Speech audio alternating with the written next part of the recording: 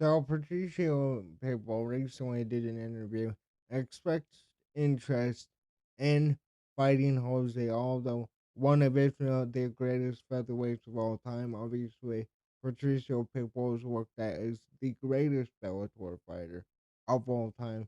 So I decided to take a look at these two fighters, what they've done, and give my opinion on how a potential fight could go. But yeah, Jose Aldo, we all know, undefeated for 10 years, featherweight GOAT. Patricio Pitbull, two division champion, beat basically everybody in Bellator, has the most wins and all that stuff. But first, you have to start off with Jose Aldo. We have to go all the way back to WEC. Now, you know, Jose Aldo's run in WBC was nothing short of incredible. He really put little effort into winning the WBC belt, really having minimal setbacks, and kind of just running through everybody. You look at his accomplishments, so one time WBC champion, one time UFC champion, undefeated for 10 years, and his record stands at 32, 9, 16, 2 subs, and 14 decisions. Yeah, you can also add the boxing matches that he did where he won every one he did. Or one of them might have been a draw, I'm not sure. But just so you understand what Jose Aldo's run in WBC was like, it started off with Alexandre Franca who was 13 4 and 2 at the time. He TKO'd him at 3 minutes 22 seconds, round number 2. Jonathan Brookins, 8 and 2, TKO'd in the third round. Rolando Perez, 4 1 and 1, TKO'd in the first round.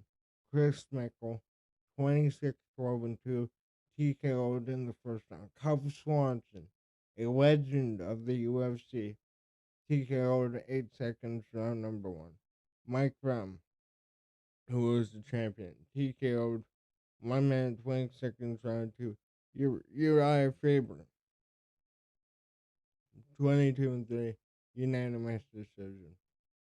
His run in WEC is something iconic, and then when WEC was bought out by UFC, sorry, he became the inaugural UFC champion.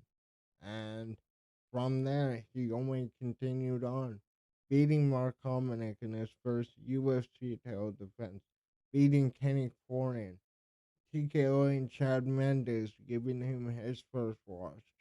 Chad Mendes was a beast back then and still is. Frankie Edgar, 15-3 and 1, former lightweight champion. He beat him by unanimous decision, stopping him from becoming a two division champion. Korean Zombie, 13-3, TKO'd 2 minutes in round 4. Ricardo Almas, 13-2, unanimous decision. He fights Chad Mendes a second time, hands him a second loss, this time by unanimous decision. And you cannot say enough about Jose Aldo up until you get into the fateful day of UFC 194, the 13 seconds that changed the entire landscape of UFC and MMA. Conor McGregor will go on to be a star, while Jose Aldo, his 10-year unbeaten streak, gone in 8 seconds. There was a lot of heat in this build up. Jose Aldo was genuinely mad at Conor McGregor, but again, this is the performance of all performances. This is what has made the UFC mainstream. This is what got the UFC to ESPN. And then you look at what happened after Connor. He fought Frankie Edgar again, beat him by unanimous decision. Then he goes ahead, fights Max Holloway for the belt, and we know he went back to back with Max Holloway, both times a third round TKO loss. And Max Holloway himself would go on to be one of the greatest champions we've ever seen and put himself in the conversation as the greatest featherweight of all time. But he's able to beat Jimmy Stevens in round one by TKO. TKO to Nato Moicano, which needs to be a really good win. And then obviously you have the unanimous decision loss to Alexander Volkanovski, which kind of showed the signs that Jose Aldo it, will always be a top featherweight, but he isn't the elite anymore. It was time for him to take a step back. But he stayed around and from 2020 to 2025 went down to bantamweight, lost to Piotr by TKO, but he beat Marlon Vera, he beat Pedro Munoz, he beat Ralph Font. He looked really good against Merab Dvalishvili, not letting him land a single takedown. Merab went on to become champ and had the performance he had against Umar.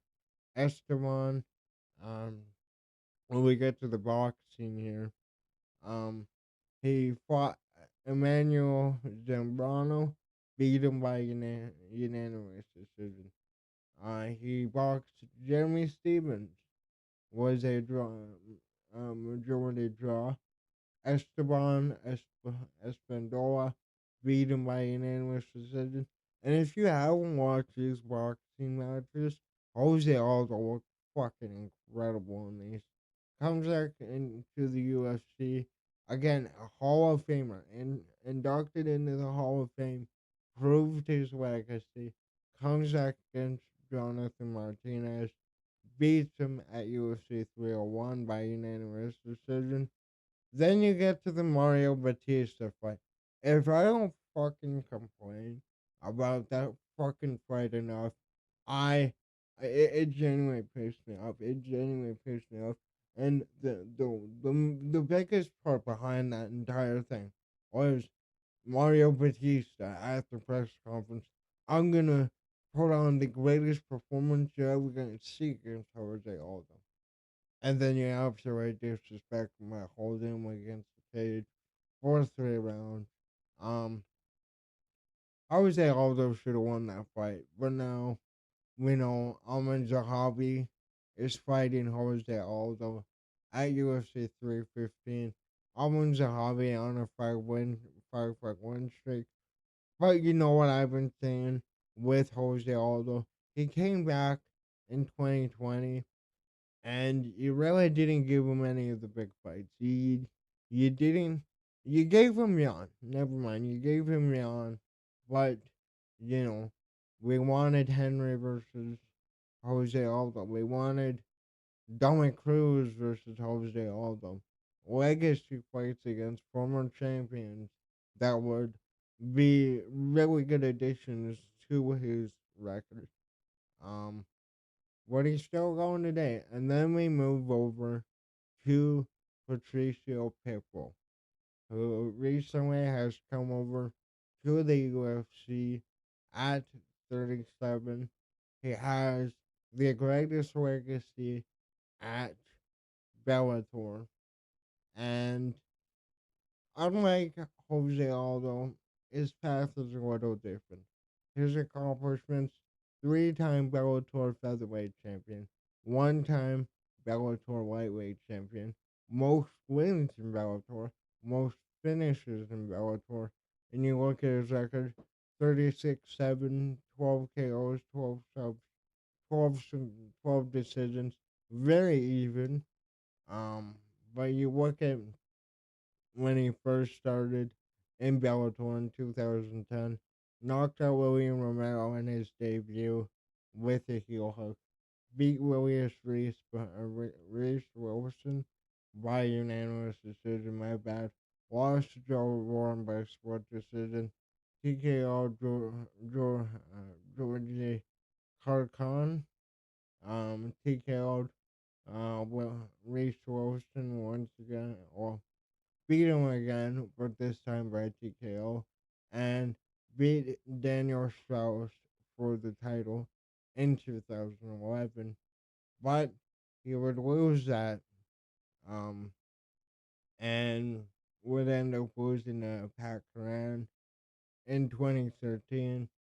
But he would go on a absolute tear after that, winning four in a row, three by TKO, getting back to Pat Curran and beating him.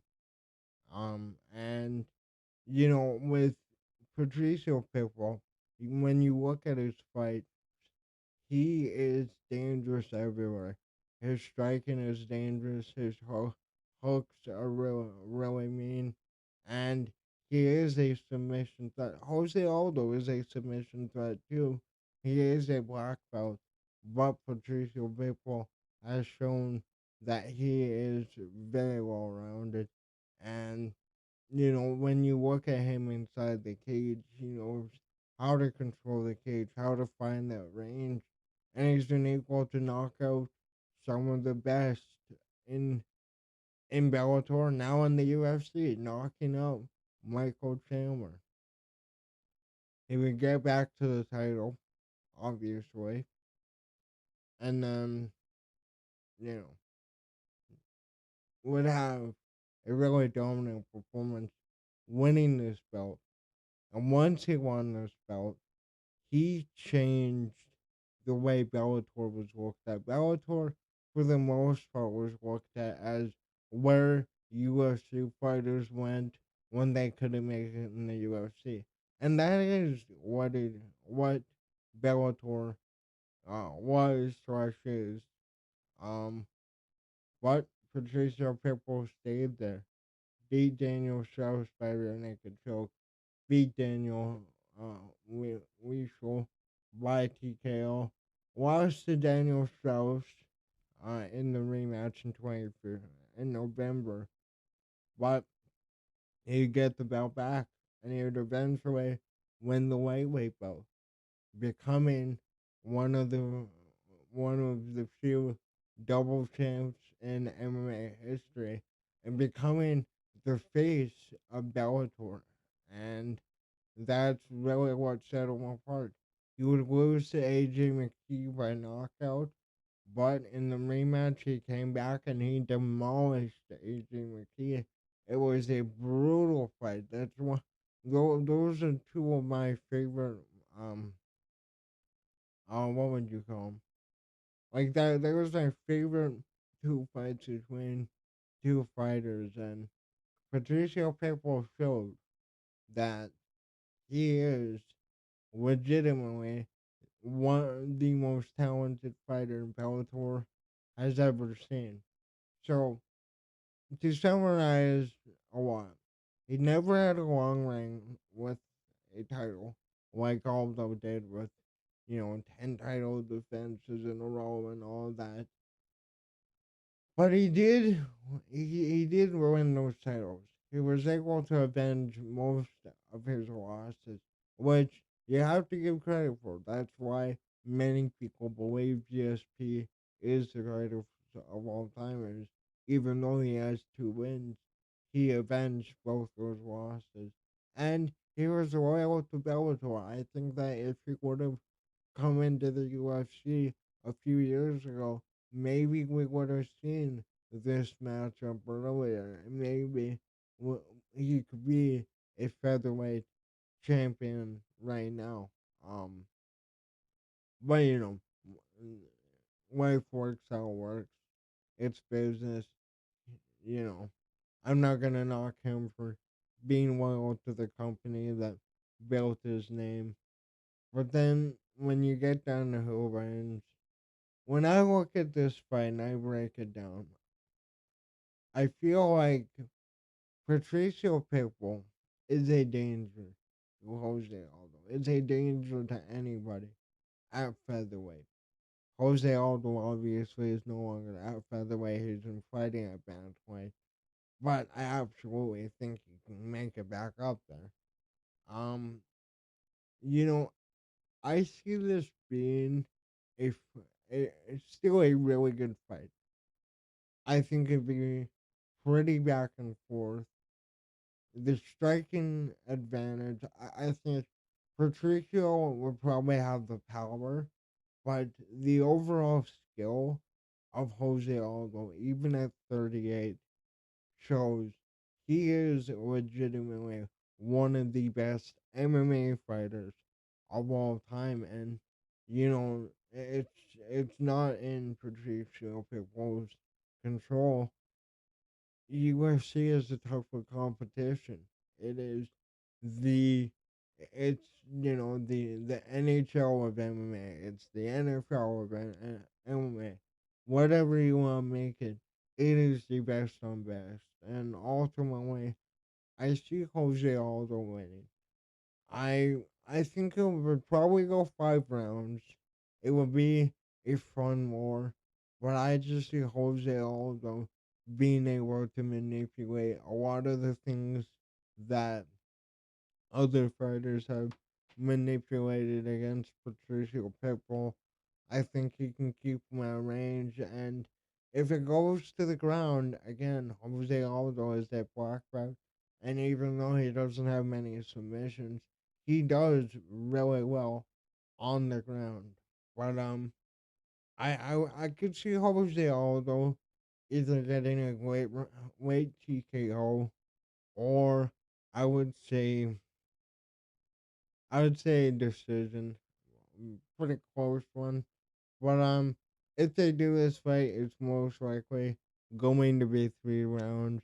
I don't think that they would put this in a main event, even though I would love this to be a 5 round fight. Um, I lean towards Jose Aldo. That's the tough part about having your career outside majority of your career outside of the UFC is that we really don't know how you match up against the UFC caliber fighters. Michael Chandler, who Patricio Pitbull beat, has come to the UFC. He only has 2 wins here. He has Dan Hooker, he has Tony Ferguson on a decline, and Jose Aldo once again to be recognized as not only a great fighter, but one of the greatest to ever do it. To go undefeated for 10 years and still compete against the top of the sport at 40 years old, nearly.